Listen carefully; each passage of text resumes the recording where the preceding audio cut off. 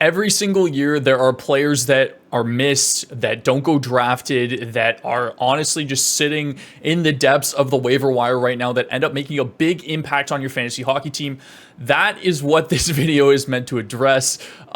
We can't cover everybody. We're going to be wrong on some people, but I wanted to give you guys 10 more undrafted players just to watch, keep an eye on, maybe add to your watch list, maybe even put on your team right away if you're in some of these deeper leagues. Before we get started, guys, you have to remember that in order for them to be considered undrafted, they have to be under 30% owned. So that's kind of the criteria of what I went with. Some of these players are going to be very viable options for you right now, and others are going to be a little bit more long-term or maybe more boom bust, depending on the role that they see in the regular season. But for right now, let's get into the video.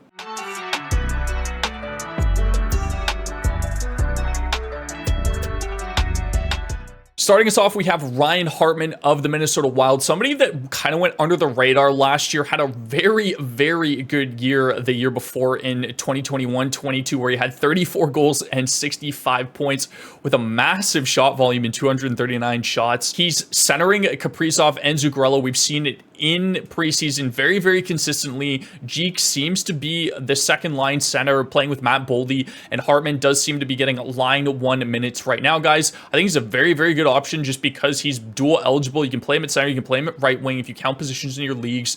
And then on top of that, great exposure on the top line. I'm not 100% sure he's on power play too. I've seen a couple reports that have had him in the mix, but that could have just been because of the preseason lineup. So definitely something to keep an eye on there going forward as well. But if you're in bangers leagues or any type of league that counts PIMs, this guy's probably already been drafted. Outside of that is a really, really good option. There is, like I said, some risk because he did have a very, very bad year the year before. Didn't play a lot, but he does seem to be playing line 1 in Minnesota right now. Josh Norris is next. Very similar to Ryan Hartman. Had a very, very good 2021-2022 campaign. 55 points in 66 games with 35 goals and 79 hits. Decent enough shot volume as well too in that year with 172 shots.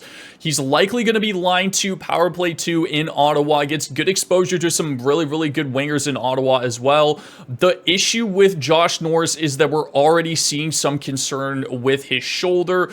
This is not good news. He hasn't played a ton of preseason. They're being very, very cautious with him and not exposing him to a lot of preseason play right now. But if this guy's going to play a full 82 game seasons, you have to be confident that his shoulder is okay. There's been reports where Norris has said he's good to go, but the fact that Ottawa is holding him out of some preseason play, I'm just being very, very cautious of Josh Norris right now. He is only 28% owned, and like I said, if he does slot into that line 2, power play 2 role and the shoulder holds up, he is going to be a very, very good option for you guys this year. The literal definition of a boom or bust player. Up next is Matthew Knies of the Toronto Maple Leafs, 28% owned.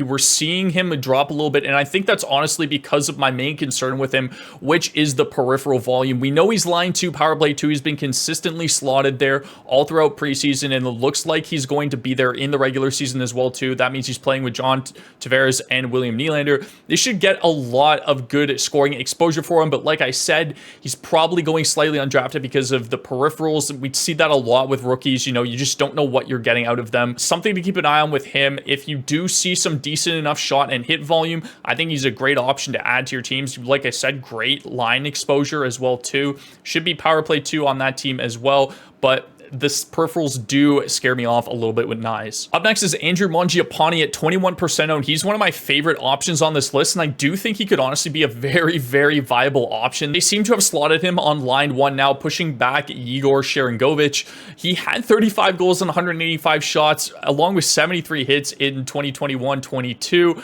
Again, really, really bad year the year before, but understandable. All of Calgary was very bad. If Huberdeau bounces back, you've got to think this guy is going to chip in offensively. If he gets that line 1 exposure with Huberdeau and Elias Lindholm, his ownership is going to double, maybe even triple in the next couple weeks as the season starts out, guys. Very, very solid option. I was shocked when I saw Barrett Hayton at 14% owned. And this is somebody that was on our must-own centers video. A lot of people are just looking at Arizona and being like, nothing really changed outside of the addition of Logan Cooley and Matt Dumba, but that doesn't really impact too much fantasy-wise. I think we're still seriously underestimating this guy. He had 29 points in his last 40 games last year, played over 19 minutes average time on ice during that span, 178 shots and 83 hits last year, makes him a very, very good option as well too. Line one, power play one time. Like, what is not to like about this guy? I'm trying to own this guy in as many leagues as possible. I think until proven otherwise, he's a very, very good deep option in leagues. I think it's a great option, and I just think too many people are sleeping on this guy still. Ryan Johansen is an interesting one. This is kind of the combination of the rest of the bounce back players that are on this list. He's only 10% owned. He is going to be line 2 for Colorado, and he's now seeing power play one time in camp. That's what we've seen reports so far through preseason. My big concern with Ryan Johansen is the fact that he doesn't really add too much from a peripheral standpoint. He's a good assist and power play point option, or if you guys are just in purely points leagues, he's a good option in that sense as well too. He's also great in the faceoff dot as well, consistently over 50%. So if you need somebody that takes faceoffs as well, I think Ryan Johansen will be a very, very good option, especially in deeper leagues. Spencer Knight's only 9% owned, and I expect this number to go up drastically once final rosters get announced. He should be the clear-cut backup in Florida, and I still think he has a legitimate opportunity to take the starting role from Sergei Bobrovsky, just based off of what we've seen out of Bob during the regular season out of last year.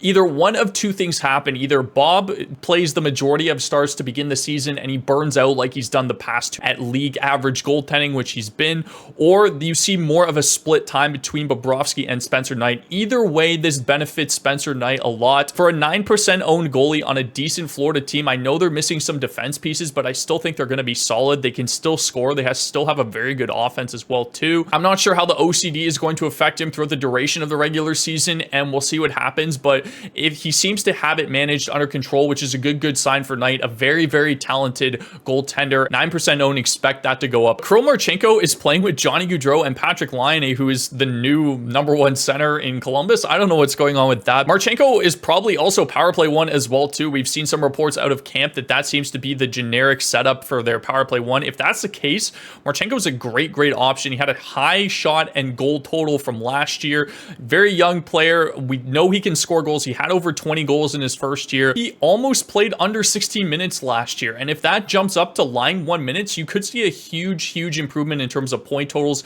as well as, like I said, great goal and shot volume from this guy. Eeli Tolvanen was sneaky good in Seattle once he got moved there. Had 27 points in 48 games with the Kraken. He has a history of good shot and hit volume as well too, and for a guy that's 7% owned, these are really good peripherals out of Tolvanen, especially those point totals, what we saw last year in Seattle. My big concern with him is, can he get more ice time? There's a lot of wingers in Seattle. They like to roll their lines as well too. Yes, he's probably not going to see like 18 to 19 minutes average time on ice, but if he hovers around that 16 minutes and delivers some good point totals, good shots, and good hits, Tolvanen should be a very viable deep league option for some of you. Finishing up our list, guys, we have Alexander Holtz of the New Jersey Devils. He has been consistently playing with Timo Meier and Nico Hischier in preseason. They seem to be giving this guy every opportunity possible. Holtz was a 7th overall pick in the 2020 draft, so it makes sense that they're trying to see what he looks like in their top 6.